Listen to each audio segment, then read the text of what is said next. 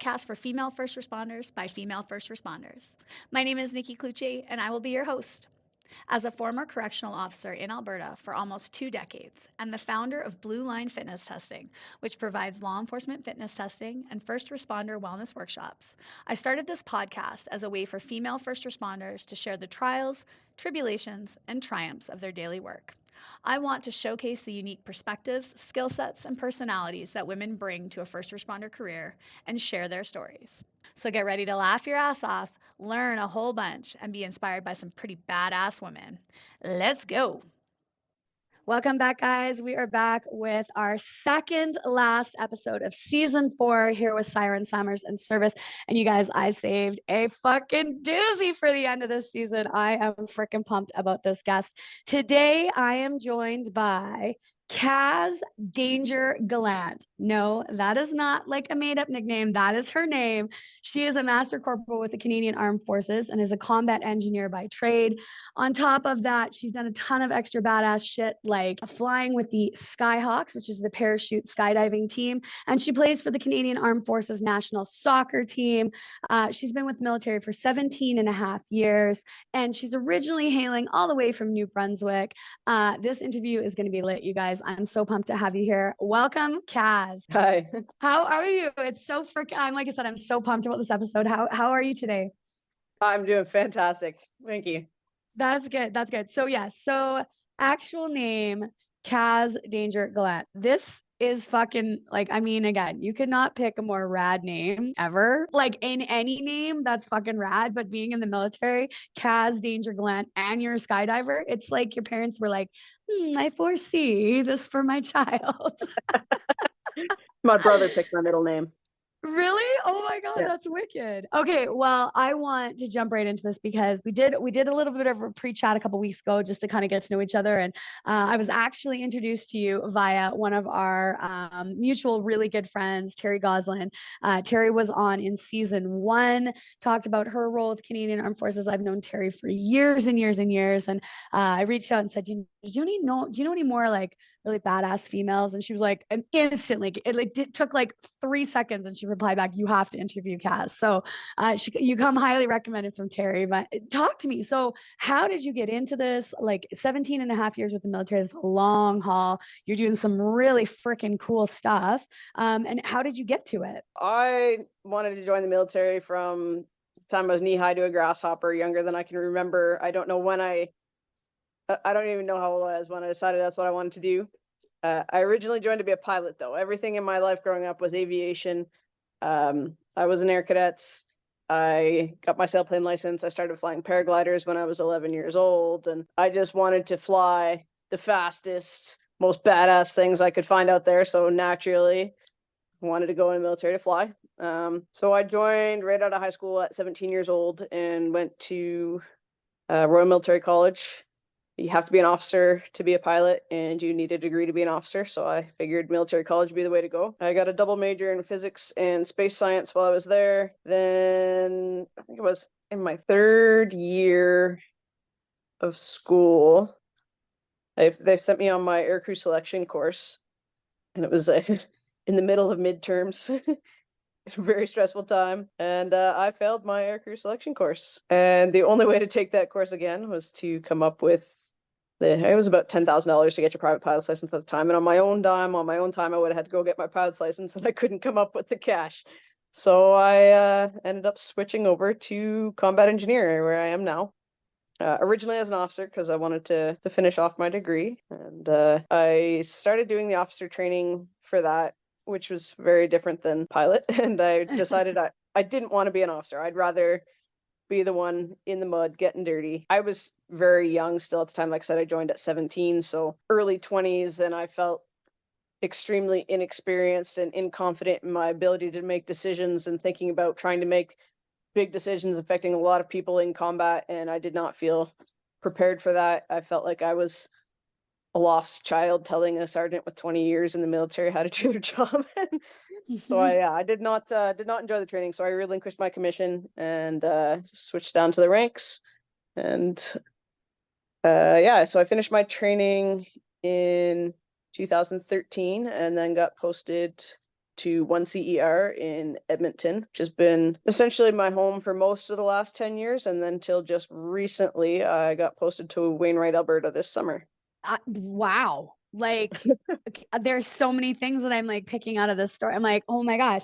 So like started flying at 11, first of all. What the fuck? I have a 10-year-old and actually, as you said that, I was like, I think my 10-year-old would definitely be the one that would want to do that. She'd be like, yeah, I can fly that, Mom. I got it. I don't know if I'd be okay with it, but she'd be fine. Yeah. So Royal Military College, I really will claim I know very little about the military. I would love to know more. I love interviewing you guys and getting like this information. So Royal Military College, essentially it's like university, right? But is it like university specifically for military-based topics? So like you're saying, you did a double master's in or double major in physics and space science. So is it like double major in physics and space science that are related to like flying and things that you do in the military? Or is it kind of like just a double major in physics and space science that could essentially like you could get that same degree from, say, like the U of A or something like that? Yeah, so it's essentially the same degree as a civilian university, that we do have a lot of extracurriculars built in. So on top of my science classes, I had to take military history, psychology, French, gym class. What else? Oh, I don't even remember. It's been a long time. And is it like, yeah, well, yeah, like, and is it still, it's still like a 4-year degree, or because you were doing a double major, does that turn into, yeah, okay. And it was then, a 4-year. Yeah. and so when you apply, like, are you paying to go to this school? Like we would pay to go to university, or have you already enlisted in the military and they're saying, okay, this is the avenue you want to go to, so therefore we're going to put you through school? So yeah, you apply for the military and apply for military college. And if you're accepted into both, if you've already joined the military, you go to basic training, and then you start your school after your first summer of basic training. And you owe, so the way it works is, if you did a 4-year degree, you sign a 12-year contract to begin with. So you owe them 8 years, but you have to complete, I think it is at least 4 years after your degree. Otherwise, you end up paying the military back for the schooling. So if you release from the military, like the year after you graduate, you'll end up having to pay them back for your schooling. But other than that, we get paid. We're officer cadet, take off your rations and quarters and all that stuff. You end up seeing about $500 a month. So you're not getting paid a whole lot while you're there. But hey, it was more money than I'd ever seen in my life at that point. So yeah, totally. Well, yeah, at 17, right? You're like, okay, sure, I'll take that. Thank you. yeah. And can you only go to the Royal Military College if you're going to be an officer, or like can non-commissioned ranks go there too? So there is a program for people who are already in as non-commissioned members who are looking to become officers, and they can go there. I don't think any of the other NCMs can attend. Reserve military can also attend. You don't have to be Reg Force, but the reservists, I do believe, pay a tuition fee, but it is less than other universities, if I'm correct. That's so neat. Okay. Yeah. And so you get through this. Okay. Now, and then we come to the devastation of not passing your, okay, so it was your flight experience? So it's called air crew selection. Air it's crew a selection. Okay. course down they ran it in Trenton, and they've changed it since, but at the time it used to go in a simulator. And it would give you directions to follow. Like there'd be a little screen and it would type out directions for you to follow, or there'd be a rectangle on the thing in front of you and you had to kind of follow it. Very, very, very specific directions. And there's a computer that's grading your learning curve and deciding if you're smart enough to be a pilot. I didn't make the cut, but they take about 20% of applicants or so around the time. They take 3 or 4 out of every 12, and they can't exactly tell you why you passed or failed or anything. It's just you try it and keep your fingers crossed when they come out to tell you the results. Yeah. So like, is there any practice or prep for this? Or is it just like, okay, walk in there, sit at the simulator, like give her a go, let's see how you do? A lot of people used like flight sim video games to kind of prepare a little bit. I had got my sailplane license at 16. And I was like, so normally you go on this course before you even join the military. And that way, if you don't make it, you can decide, well, if I only wanted to be a pilot and I didn't make this course, so I'm not gonna join. They didn't have any spots left for me. So if I wanted to accept my acceptance into military college, I had to join expecting to pass it when they did send me. And usually they said that they would send me within my first year. It ended up taking 3. But I feel like I probably would have passed it if I had done it a lot more recently after my other flying experience. And it's hard to say for sure because they don't tell you why you failed. Yeah. Yeah. And that's like, I think that's so hard too, because like, it's like when you go for a job interview and they don't tell, and there's no feedback afterwards. You're like, well, how am I ever going to get this job if I can't know where I fucked up to get better? Right. So, Yeah. yeah. So, like, how long was this test? Like, is it like You an go there hour? for a week and you spend like 4 days. It's 1 hour a day for 4 days. Wow. Like, and so I mean, major setback, I would say, like, like this is what you've kind of like geared up your whole life for. Yeah. So like what was the kind of like feeling when you're finished? It's obviously devastation, but like was it just because I know I've been hit with things like that where it's just like whoa, like this is a major change in the trajectory of my life. And Yeah. you can sit and have a pissy pants party, or I'm the type of person that like will have my pissy pants party and then do like, okay, what the fuck am I doing now? Like an about face, let's go 180 degrees. Like, what's the next thing then? If I can't do this, I'm going to do that. So what was your take on that? Was it similar? And I was really lost. I had Yeah. no idea what I wanted to do. And I honestly like I almost didn't officially graduate from the military college because I didn't have another trade yet it took me that long to decide. And I kind of just I was talking to people and listening to suggestions, and I tried for air navigator, but I failed something on that too. And it's like I have no idea what I want to do. So somebody was like, "Well, why don't you go be a combat engineer? You're fit." And I didn't even believe I was fit at the time, but it was kind of a funny thing, something that I've struggled with my entire life. I'll win award for top athlete, top fitness marks on the fitness tests, and still feel like I'm nowhere near fit enough.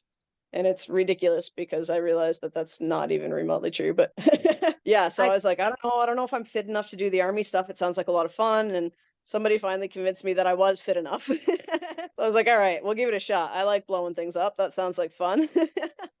That's amazing. Yeah. I like that, and I think that's a female trait as well, is that we just don't have that innate confidence that males do. Like when it comes to, I feel like when it comes down to physical tasks, usually because we just kind of were like, well, yeah, like, I'm okay. Like I can do it, but like, I don't think it's, that Yeah. awesome. Like could always be fitter. I could always be stronger. Well, he can do more. So like, I'm obviously not the best because he can do more. Right. Like, Yeah, but like, exactly. when we like sit back and actually recognize, and this is something I'm like been preaching to my yoga classes and things, like we have to like sit back and actually acknowledge like all the fucking awesome things that we have done, because as women we have a tendency to be like, and I kind of just said it, right? Okay, check that box, boom, what's the next challenge? Kate, check that box, what's the next challenge? And we don't actually, like, as we're checking the box, like stop and be like, holy fuck, like look at what I just did. Like I just became the youngest female manager in the history of this jail. Like I just, like, wow, like let's sit back and bask in that for, maybe 10 minutes and just like actually, marinate in the fact, like all that hard work that we did, like yes, we fucking earned this. Let's celebrate it. But we don't. We're just like, Kate got there, next thing. Yeah, I can definitely commiserate with you on that. So when you decided you were going to be a combat engineer, again, I have no fucking clue what a combat engineer is. So tell me what this is. What are we doing as a combat engineer? So our role in the military is to provide mobility and counter mobility support to our forward deployed forces, which ends up kind of making us a bit of a jack of all trades. We need to open routes to get people in. So whether that's clearing a minefield or clearing IEDs, building a bridge, blowing a hole in a wall or a door, and any of these things that could possibly open the way for our forces to move through, and to also close the road behind us with obstacle building, minefield laying, um, bridge demolition, all these things. So that's all part of our wheelhouse. We have specialties within the trade in EOD, so explosive ordnance disposal. We have specialties in heavy equipment. We've got specialties in combat dive, doing that sort of thing for the Navy, or if we have troops crossing a river with assault boats and stuff. They can do some of that stuff. So there's a lot of small specialties within the trade and a lot of just general knowledge. We work really closely with the infantry and the tanks and kind of form a combat team with them and clear the obstacles out of their way. Yeah. That is fucking rad. Oh my God. So we're literally just blowing shit up in front of us and then turning around and being like, and now we're going to like basically block that all up. We're going to put some more shit in there. We're going to put some more bombs that might go off if somebody decides to follow us. Like, wicked. We don't do a whole lot of bombs that might go off if people try to follow us stuff. We do have a very limited selection of mines that are able to be used by Canada and fall within the Geneva Convention and whatnot. So there's a lot of minefield laying, but we don't booby trap. We don't use IEDs like guerrilla warfare or non-conventional enemy would. But we have to take care of it when they do. Very cool. So I'm assuming that your degree in physics and space science comes in very fucking handy when you are doing this work, because I feel like a lot of that is going to be playing into this, right? Like if this gets knocked down, it's going to come to this angle and this is going to be cut off. And then there, like that type of stuff. Is that true or no? To a certain degree. To be a combat engineer NCM, you need grade 10 math, but a lot of people, when they start getting up, like our sergeant's course, I just finished my sergeant's course this summer. There is some math heavy portions where we're doing bridge design, not that we're designing bridge dollars. We have kits that our bridges come in and we have to determine kind of how to build that bridge. How many pieces do we need to add? How many pieces can we add before we have to push it partway across to make the counterweight work? And there's all set formulas and tables for us to look at. You just have to know your basic order of operations and your basic math in order to do them. You would be amazed but how many people get to, their 30s or mid 30s or so on this course and haven't done math since grade 10 and forget how to do even those basics. I love math and I'm quite strong in it. So it does make those things considerably easier for me, but there's not a whole lot of difficult calculations that would require any of the things that I learned in my degree and have now forgotten. Don't worry, we all live that. Anybody that took university, you're like, what did I learn in university? I remember about a 16th of it, so that's about it. Yeah. Right. Okay, and so what does the schooling look like for becoming a combat engineer? Is that so you've done your military college, you've got your 4-year degree, now you're coming back, you're going back into the ranks, and you're taking, like, I'm assuming it's like kind of course by course you're going to kind of gain this knowledge, or is it like there is combat engineer school and they go like, yep, that's what you're going to do, you're going to go to this school for 9 months? Yeah, so there's the Canadian Military School of Military Engineering. Quick after edit. I was coughing my face off and poor Kazz was laughing at this point. Sorry, guys. Is based in Gagetown, and that's where they run all the courses for that trade. So whether it's your officer training or your NCM training, a lot of the specialty training they do there, though there is some that's done elsewhere. So I was originally still an officer at first, so you go in and you do what's called your phase 3 and phase 4. And that's, learning all the technical knowledge of the trade, learning how to receive orders, evaluate your mission, come up with possible courses of action, write your orders, deliver your orders, those sorts of things. I did not enjoy it. The NCM school is a lot more the hands-on. So you go out and you just build bridges for 2 weeks. You go and you learn mine recognition and minefield clearance drills for a couple weeks. You go out and you learn some of the other mods that we do. Urban operations, so how to fight through built up areas, including, Jesus, I can't even remember all my own acronyms right now. Yeah. It's because there's 8,000 of them. There's 8,000 of them with the military. Tactical explosive breaching is the one I was looking for, TEB. So, gaining entry into buildings explosively, or ballistically, we use shotguns to gain entrance as well, or mechanically with like you would see in police videos with the battering ram type style stuff, or window breakers. So we learn how to do all that stuff in another mod. So there's 9 mods to what we call Combat Engineer DP1. And that's your trades course. That's the one that qualifies you to be a combat engineer and be posted to a regiment. So that would make it about 16 weeks long. It's also extremely physical, and they try to put you through the ringer as much as possible. There's a lot of physical training involved. You're always carrying a whole bunch of stuff. Yeah, and when you graduate that course, then you get posted to your first regiment, and that's usually, oftentimes, you'll spend your entire career with one regiment, though when you hit around the Master Corporal Sergeant rank, you start doing a couple years posting that's elsewhere, and then you come back to your unit for a while, and you do in the next rank a couple years out of unit as well. So that's what I'm doing right now in Wainwright. But most of the time, you'll stay with that unit, and after you've been there for, I'm trying to think, minimum, well, you get promoted to corporal at like 4 years in the military. It's essentially kind of an automatic thing unless you've caused a lot of trouble or unless you are doing well and get advanced promoted kind of thing. And then once you get your corporals, then at some point they'll eventually send you back to Gagetown for your next course, which is your DP2. Don't ask me what DP stands for. I don't even know. They change what we call these courses consistently, so it's had 4 different names since I've been in, and I don't think it's actually just been changed again. So I think it's now RQ Corporal or something like that, or RQ Master Corporal. I'm not sure, which stands for rank qualified. I know that one.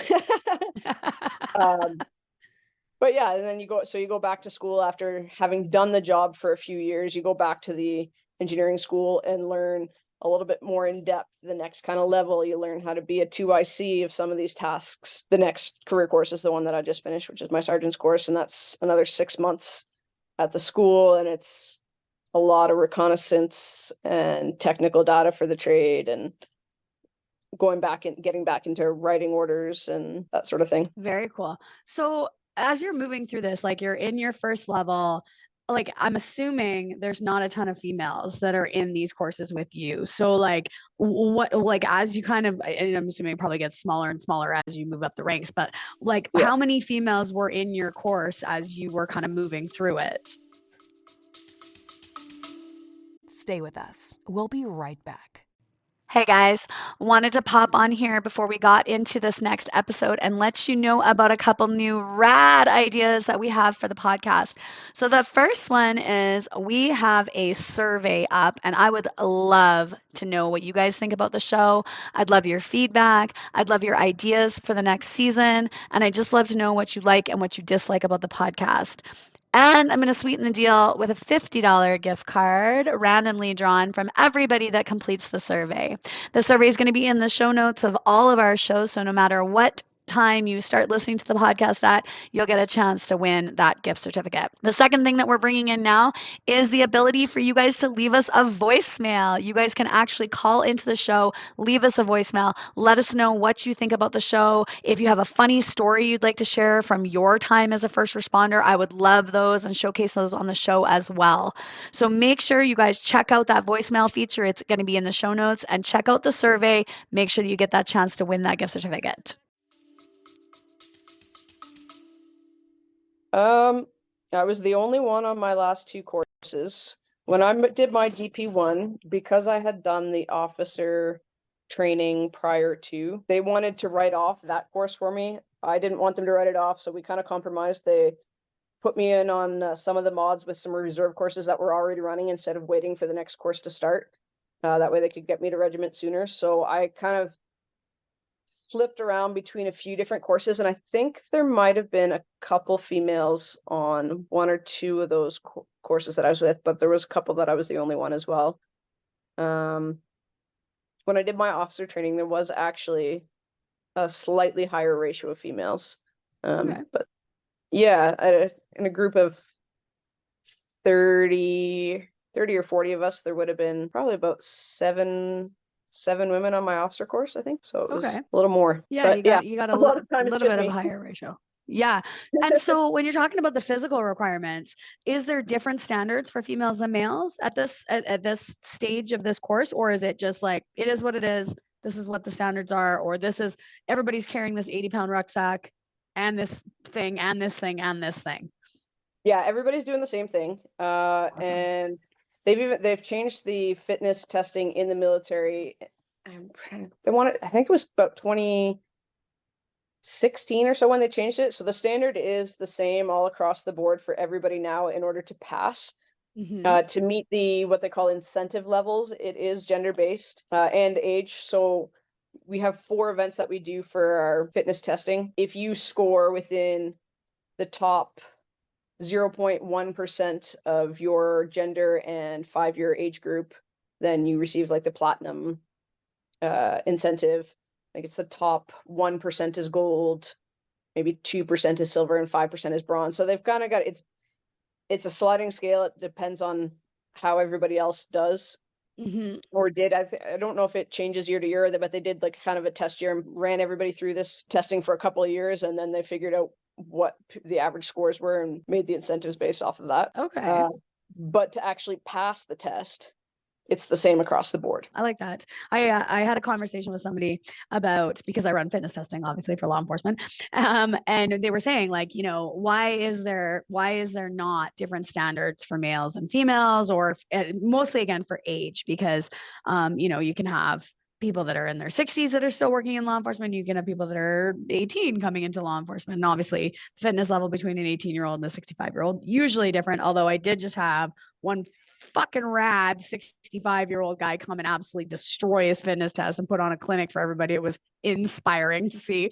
Nice. But we'd said, you know, and my take on that too is, but when you're in the field, there's no fucking allowance for like, oh, I'm a girl, and so therefore I need you to just not put that level of weight into whatever we're doing. Like right? Yeah. Like, no, it's fucking go time. It's go time. It's fight time. It's fight time. You still have to run the same distance. Yeah. If I'm 5 feet with my short little legs, I'm going to have to take a fucking 1,000 more steps. Absolutely. But whatever, we still got to get there. Right. So yeah, I like to hear that it's the standard across, but I do really like that they've created that like incentive. Like if you are at the top of the top though, like, here's what it can be, and you're within this 0.01%. That's crazy. That's absolutely crazy. So okay, so then let's break it down now into like what you're doing now. So you got your regiment, which was in Edmonton. You were in Edmonton for 10 years. What did you do while you were in Edmonton? So I was mostly just employed in the field troops in the unit, so not any of the kind of little specialties within the trade that I mentioned. And we would do, you know, a major exercise every spring and every fall. We'd be out in the field for at least a month, sometimes 2 months each time. And that doesn't mean like necessarily in the rough of it that whole time. Sometimes we'll actually have, you know, a heated tent to sleep in for the first week or something like that. But Woot. and then we would do a winter exercise every winter as well, learning kind of Arctic operation type stuff and how to do our jobs when it's awful and cold and snowy and all those fun things.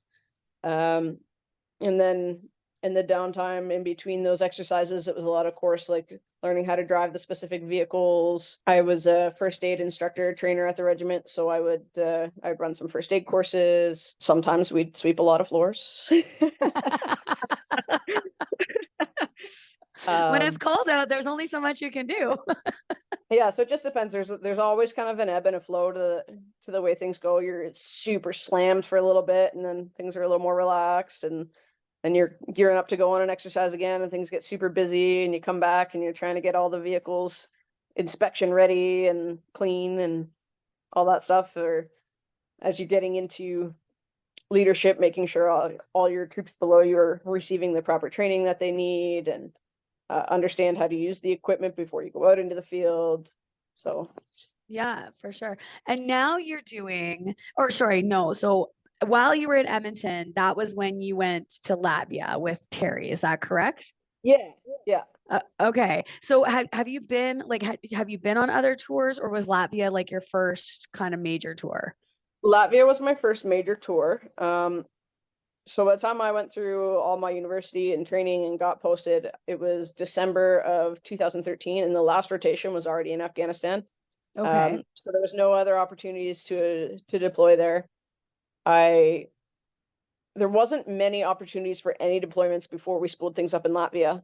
So there was a few deployments to the Ukraine at that time as well before shit hit the fan there. And that was a lot of training missions similar to the kind of stuff that we're doing in Latvia now. But now I've been to Latvia twice and absolutely loved it both times. The first time I was there, I was doing security. They were building a new headquarters building for Canada in downtown Riga, and it was a lot of civilian contractors working on the build. So my job was just security, watching the contractors as they built type thing. Not really trade specific, but it had a purpose. It had an operational purpose, which was cool. Yeah, totally. Well, and just observation, right? To be looking around, okay, where would be a spot if somebody was going to plant something, where would it be? Where, like, where's the nearest egress point? What would be the best way if something was to happen to get out of here? Like that's really cool. And so then when you're in Latvia, like did you do the same like 6 months? Were you the same I think January to June is when Terry went. It was your tour the same amount of time? It was a little bit less. I got there at the start of March. It was only supposed to be 3 months long, and then it got extended to about 5 months because of COVID, Right. which I was all for. Can't complain to more time overseas. Yeah, you're like, okay, okay with me. Yeah. And so now the role that you're playing now is, and I know you told me this and I kind of remember what the title of it is, but you're essentially going out there and doing like pretending to be the enemy to Yeah. train our soldiers, right? Yeah, so we call it Okay. OP4. Okay. Oppositional force, I guess would be.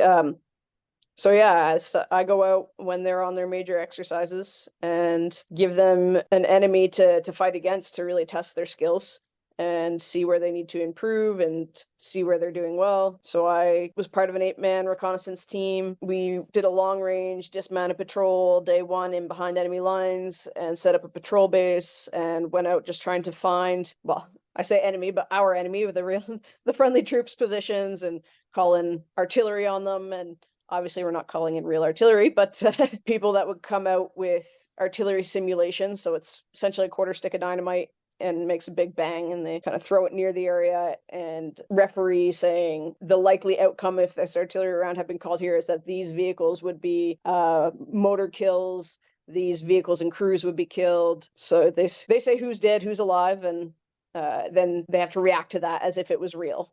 So calling in casualty evacuations and vehicle recoveries and things of that sort. That is just like the fucking coolest thing to me. I think that it's like real life capture the flag with Pretty like much, yeah. like it's so cool. Like I think this would just be amazing. Like, I mean, the whole sleeping in a freezing cold tent in the snow in the Arctic, I mean, like, I'd like to opt out of that. But this part, I'm in for this, right? Like that's the only thing that's the thing with the military. You don't get to opt out of the shit. You have to do all the things to get the cool things, right? Honestly though, it all ends up being, a lot of it's really fun, and even in the moment you're kind of grumbling a little bit like, I'm cold, I'm wet, this sucks, and then a year later you're telling this story like it was the best thing that ever happened. Yes, this is true. This is true. Yep. Yeah. That's so cool. So you're headed back to Latvia in the new year. And is that you're going again for the similar exercise? You're going to go basically push our troops to be the best trained that they can be and to really help them kind of build out what their plan should be and how they can react to things? Yeah, it's going to be the same sort of thing. So we run that exercise there twice a year, every year. So that'll, as long as I'm with the OP4 unit, I should be going over every spring and every fall. But we're also going to Alaska first and doing a similar thing for some of our troops that are working with some Americans in Alaska for an Arctic exercise up there. Oh, amazing. I would love to I'm go to excited. Alaska. I've never been to Alaska before. So this is going to be a new one for me. That's very cool. And so how many people, like when you're going on this exercise, like you were saying you had an 8-man reconnaissance crew, like is that your troop? Like you're going just with the 8 people, or is it like a huge group of people? Like no, it's a pretty big group. We're growing the size of our OP4 team as well. So we have 2 full troops now. We're trying to get 3, get out to 3, and we have all the referees and the effects simulation people that I was talking about earlier. They come from the same unit as I do, so it ends up being a pretty big crew that goes over. very cool.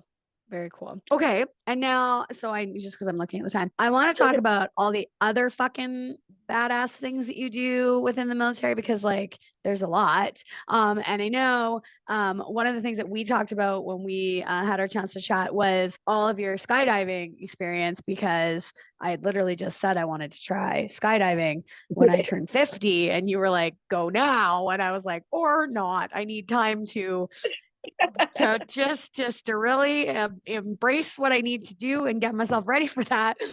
But tell me about all your skydiving experience. You're on the special military skydiving team or the trick team, or tell me about this.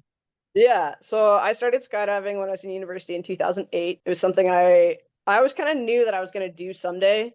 My family had done it. My grandfather had 700 jumps. My uncle had about 700 jumps. My dad had made 120 or so before I was born. My mom had made even 6 or 7. My aunts, uncle, everybody, they had all been into it. And like I said, I started flying paragliders when I was 11. So I was aware of skydiving, but I didn't really understand what it was as a sport outside of just throwing your body out of an airplane and flying a canopy.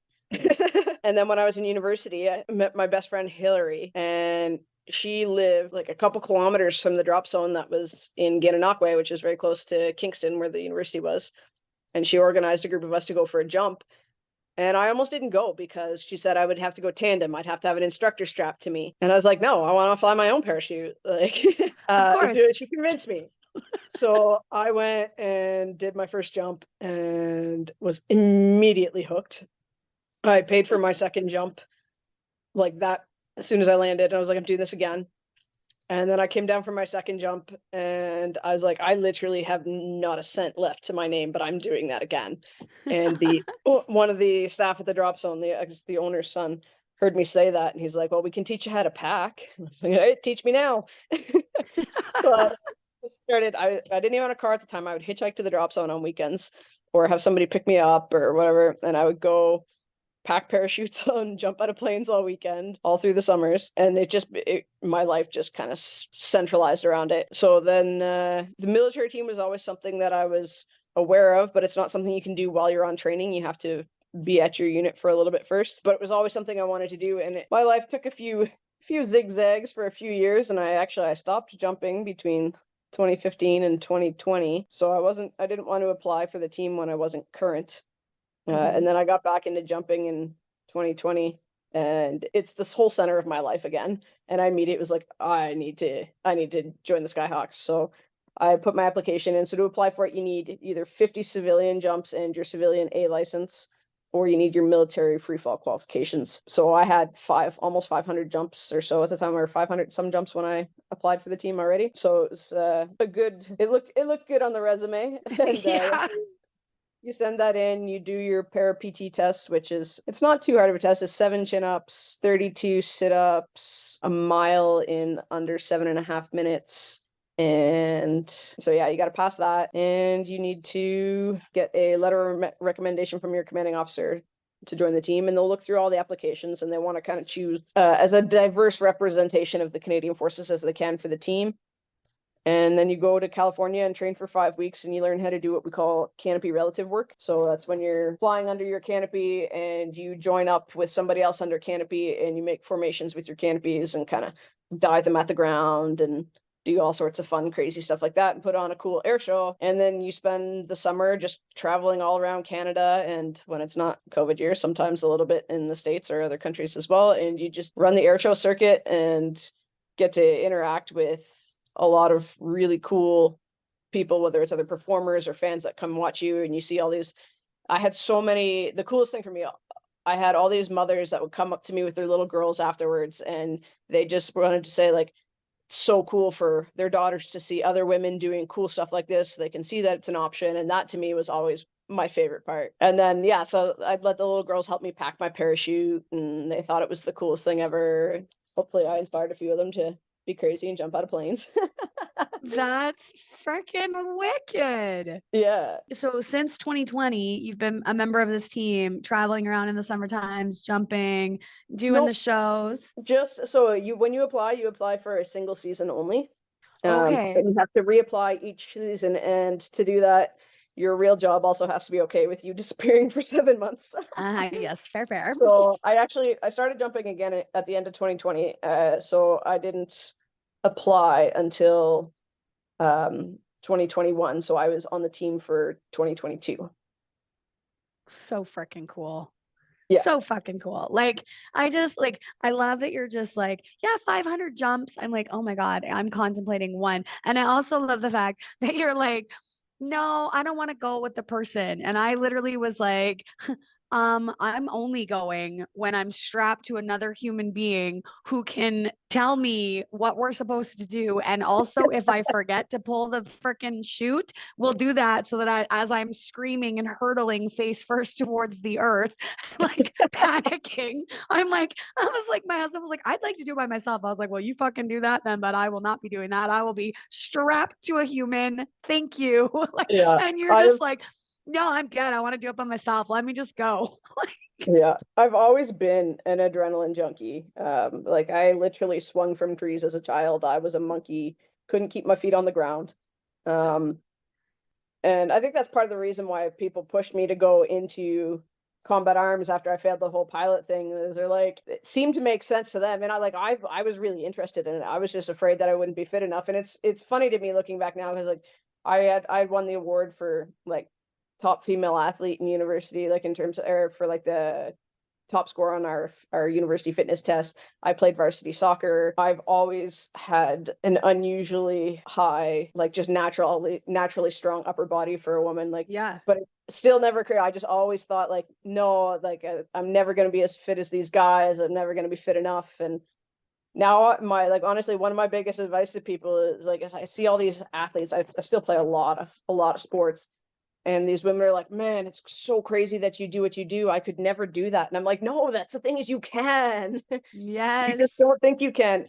And like I'll say this now, I am very fit. I used to not say that no matter how fit I was. I wouldn't believe that I was fit, but I am a very fit person. And people compare themselves to me and think, well, I'm not as fit as she is. I couldn't do it. But you don't have to be as fit as I am to do it. And especially like there's so many branches in the military, not all of it is hard combat. You know, if you are an athlete in any way, shape, or form, like that's a huge bonus. You can probably the PT tests are not they're not insane because they understand that people are coming from all walks of life to do all sorts of different jobs in the military, and not all of them require really insane high physical fitness. So I end up saying that to a lot of people that I play sports with, and I'm like, dude, I'm out here sucking wind and you're still running like a gazelle. Like you're definitely I think it's the chin-ups when you're like, yeah, it's not that bad. 7 chin-ups. I was like, well, I'm out. that's for paratroopers. That's not part of the Canadian Forces fitness test. So for our fitness test, we have 4 events, and the first one is, I'm trying to remember what they call it. I call it the shuttle, but essentially you've got a 20-meter course with a cone in the middle, and you start laying down behind the start line, and then at the middle cone and at the end cone, you have to like get down onto your belly and then get back up again, and you do that for a total of 80 meters. So yeah, down ups. Yeah. There and back twice. So you're only getting down like 7 times or whatever. And you've got 53 seconds, I think, to do it. I usually do it in 29 or 30 seconds. A lot of time left. The next one that we do is, I think, is the sandbag lift. I can never remember the order of them. I just go where I'm told. Like a good soldier. Yeah. So I think the next one is the sandbag lift, and there's 2 sandbags set on the floor, a meter apart. You lift them to a line on the wall that I think is a meter high. So you lift the one, touch it to the wall above the line, drop it, move the meter over to the one beside it, do the same thing, move back to the first one, and it's a total of 30 lifts. And I think we have 3 minutes and some to do it. I finish it in about 50 seconds. So not even a third of the time required. We have another one where you walk 20 meters and back with a sandbag, drop it, and then you run that same 20 meters and back without it. Do that 5 times, and we've got 5 minutes and 20 seconds or something to do that. I finish it in just over 2 minutes. So again, like using about a third of the time. And then the last one is a drag. So there's 5 sandbags on the ground and 1 in your arms, and you drag the sandbags 20 meters without stopping. There's no time limit. So they're not impossible tasks by any means. And so when people think like they compare themselves to me, like they see, I'm pretty fit. Okay. Like, am I going to be able to pass the test? Well, yeah, you don't have to be anywhere near as fit as I am to pass the test. Like so it is really accessible, and there's so many different little niche areas of the military, so many different trades, so many different opportunities, and things like the SkyHawks are open to no matter what trade you join, or whether you're Reg Force or Reserve Force. That's another thing that people don't understand a lot of, is that there's the option to try it as a reservist, and there's a lot of benefits to that. They'll help pay for schooling in university. You can get full-time work as a reservist, or part-time where it's just kind of one night a week, 1 weekend a month. And it just opens so many doors for travel. And the other thing was like the CISM soccer. So that's the CISM stands for Conseil International de Sport Militaire. It's I think it was formed in Belgium, and there's 100 some odd participating countries. And there's all sorts of different sports, and we compete every 4 years. There's essentially a military Olympics. It's the Military World Games. And then there's sport specific competitions usually every year. So almost every year there's a women's military soccer World Cup. So I've competed in 3 of those now. And it doesn't matter what trade you're in. It doesn't matter if you're reserve or Reg Force. These are all things that are available to you. And there's not many people that once they finish their university soccer career really get to play even higher level soccer, or like continue that real competitive. And I mean, we're getting paid for it, so technically we're professional athletes, right? Yes, totally. Absolutely. I'm so glad you segued into it, because that was the next thing I was going to ask you about, because I think it's super freaking cool. I didn't know that they have like military Olympics every 4 years. That's awesome. And so like is it tryouts again to get onto the squad, or is it like, Yep. somebody's like, okay, Kazz is awesome, we want her, and like you're recommended to go? Or A little bit of both.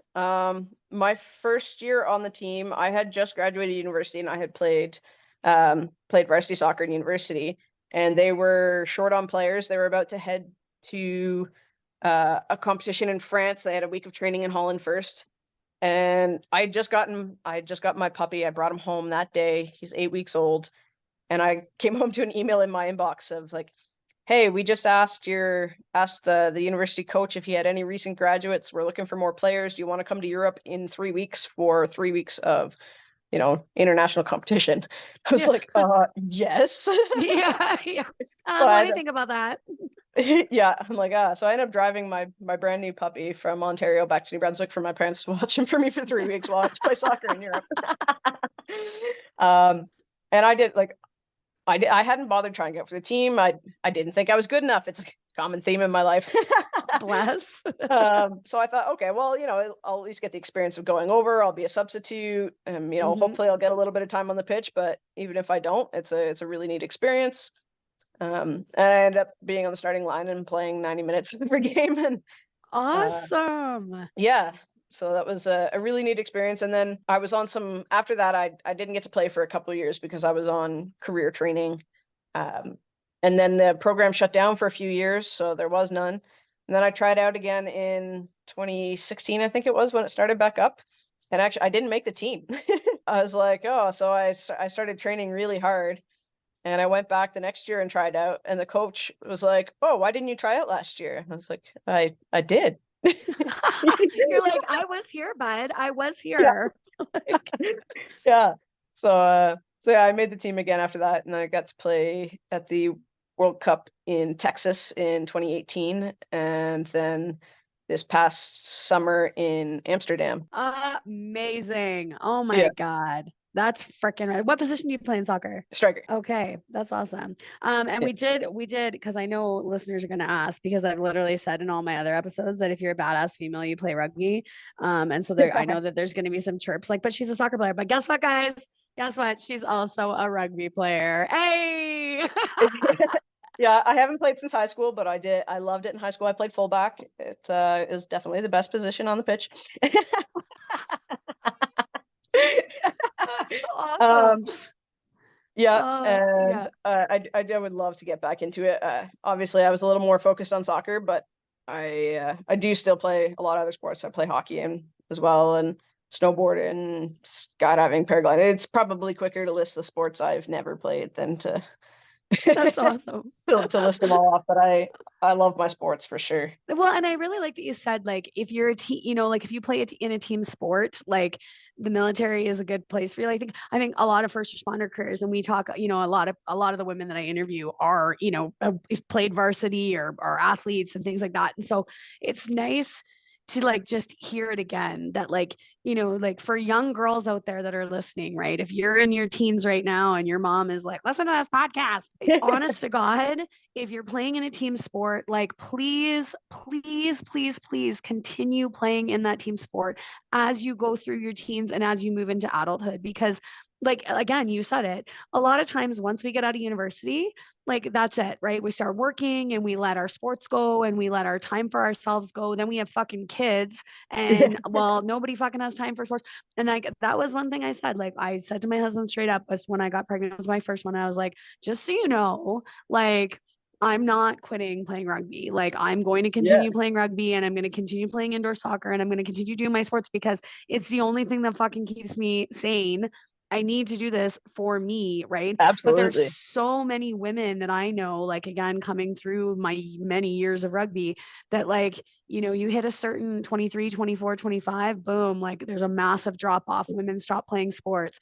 Then again, you hit 30 and you're having kids, there's another massive drop off. And like sometimes they come back after having their kids, sometimes, but a lot of times they don't. And I think to myself, like, but you think about how much fun you have on your team or the multiple teams that you play on and how important it is to keep that network of other women, network of camaraderie, that Absolutely. team vibe, right? So I was just about to talk about the whole like network side of it too, and like every between my military sports career, my civilian sports career, and like, skydiving is also a sport. Like they used to tease me last year when I was in the SkyHawks because every place we went for an air show, I knew at least one person there. Usually a lot more than that, but it's all through the sports. So, and it's when I'm traveling, like everywhere I go, I've always got somebody to stay with, and you catch up with old friends and just that camaraderie that I have, that the community that I have built from these sports is absolutely next level. I don't know what I would do without it. Yeah, I totally agree. Like, and we always say, like, and I just bring it back to rugby because that's my jam, but we always say, like, it doesn't matter where you go in the world. If you say that you play rugby, somebody is going to be like, well, I have a whole new family for you here in this country. And you come to the social, come to the clubhouse, come to a training. Oh, you need a place to stay. Oh, you're going to another country after this. Well, here, I have a friend here and now you're friends with me. So now you're friends with that person.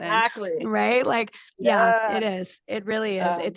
The networking is huge. And just, again, like beyond, like, oh, I need a place to stay and I need a team to play with. It's like, I don't know how to do this thing. Like, I don't know. And then you think into your network and you're like, well, I know that so-and-so knows, so I'm going to call them. And, yeah. Right. And then it's like, yeah, I'm sure this is how you do it. Okay, great. Thank you. Or if they don't know, they know somebody that knows who can teach you. Right. So we have so many group chats with the different teams that I'm on and these kind of things come up, but that really made me think of, so there's one lady that I used to play soccer with, Lindsay Cross, if you ever happen to be listening to this, well, you probably know it's you without me saying your name, but anytime I get like really worked up about something and I'm trying to deal with, especially at work, like some sort of emotionally charged situation, and I type up this email to send, and then I'm like, let's send this to Lindsay first.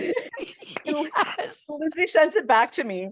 And it still has the same message. She hasn't changed my message, but it's like all of a sudden intelligent and non-provocative and not going to get me in trouble. I have a friend. I have the exact same friend. Her name is Melody. And I go, I need to send this. And I am fired up. I am fucking fired up. And I'm like, with this email. And then I would do the exact same thing. Send it to her. And she would, the best part is, and I'm sure your friend does this too, is she'll add in little comments like, valid point, not this tone. And then she'll like rewrite it for me. Exactly. You absolutely cannot say this, Nikki. You will get fired. Okay. And then rewrites the sentence for me. And I'm like, oh, thank God for this woman, because I don't have that ability. I don't have that Yeah. ability. Yeah, Lindsay and I played soccer together for a bit in university, and then again when I got posted to Edmonton as part of like the Western regional team. And yeah, she's just always been super. She played for the national military team for a bit as well. She's always just been the most supportive person, and would never met her without soccer. Yes, Yeah. that's fantastic. Yes, I do love it. Okay, well, I've taken up a ton of your time. We're getting close to the end. So I want to wrap up with some really quick rapid fire questions for you.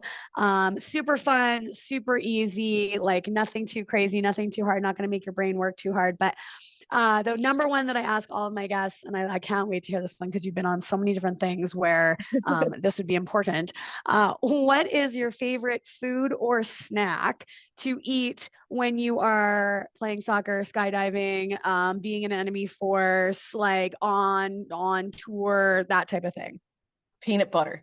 I am addicted to peanut butter. So I brought a 2 kilogram jar over to Latvia with me when I was supposed to be there for 3 months, and I ran out after 5 weeks. Oh my God. Put up a post on Facebook like, send help, need more peanut butter. And 10 kilos showed up in the mail in Latvia for me. My God, 10 Yeah. kilos. You're like, 10 kilos. thank you. I shared, but Are you yeah. just eating it plain? Like you just spooning it in, or are you putting it on something? Both. I mean, a lot of the time I'm just spooning it in, or I mean, sometimes I don't have a spoon. I'll just stick my fingers in the jar. But then yeah, I'll also put it on everything, literally everything. There's nothing that doesn't get made better by peanut butter. Oh, that's hilarious. That's hilarious. And I'm a very much like, I can do peanut butter, but I need to do it in like doses. Like peanut butter and toast, okay. Peanut butter and celery, okay. Peanut butter and crackers, okay. Peanut butter and chocolate, no go. That's not a good combo. Don't like that. Like, You know what? I prefer my peanut butter without chocolate too, but it's too sweet. There's too much. Too much. yeah. Too I put it much. in my protein shakes. I put it in everything. Yes, that is good. Actually, I will. Yes. Okay, number 2, and again, you probably have a phenomenal answer for this one because you've used so many different things. What is your favorite piece of equipment that you get to use when you're doing your job? Oh, that is a tough one. I mean, I'm definitely gonna have to go with C4 plastic explosives. Like, Yes. like you can't really get any better than that, I guess.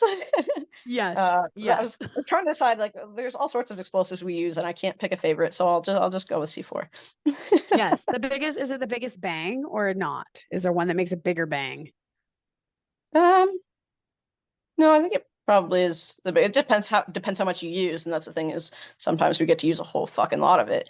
So they warn us every time, like part of the range safety briefings is that you cannot eat it because it actually kind of looks like marshmallowy Play-Doh, and we like mold it as if, yeah. So they have to tell it's very toxic. It'll make you sick. Don't eat it. Oh my God. Oh my God. That's yeah, just gonna have a little nibble of this. I'm like feeling a little snacky. Okay, C4. Yeah, that one definitely wins. I think that's probably one of the best answers that I've gotten from any of my guests. C4 explosives. Yeah, I would like to play with that. That would be fun. Okay, and then I think the last one I'm going to ask you is, what would be, and I know we've talked about like quite a few things, team sports and things like that, but what would be a piece of advice that you would give to somebody, or in particular, say like a young female that was looking to get into this career, either as a combat engineer or just into the military in general, or into like skydiving, that type of thing? What would be a piece of advice you would give to them? I guess, well, for the military is that, like, first of all, you can do it. It's not unattainable. You don't have to be this, superstar out of a war movie to be in the military. It's like we were saying, especially if you play team sports, if you're a generally athletic person, you don't have to be the fittest person on the planet. If you're athletic, you'll do fine. And okay, to do the combat, like when you get into the combat arm stuff, yes, you do have to be a little bit more athletic, a little bit more strong.